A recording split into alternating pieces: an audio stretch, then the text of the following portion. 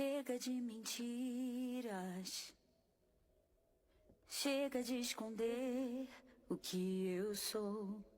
As marcas do passado e o que me causaram são coisas que eu não posso compreender.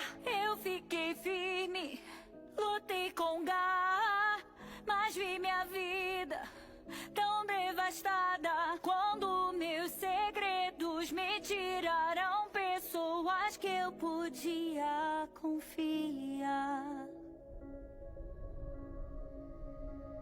Eu fui na direção errada e não posso voltar. Mas o que eu quebrei em nós eu quero consertar. Algo dentro de mim grita que não é o fim, pois nada vai poder calar o som da nossa voz. Todas as cores na minha cabeça eu desbotei. Fui dura no momento errado, eu não facilitei. A música que nós deixamos de escrever, ela deve soar como o som da nossa voz.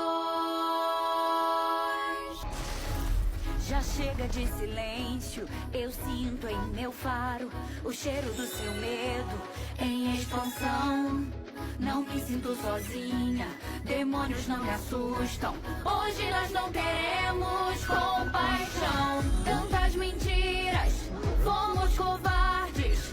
Não obstante,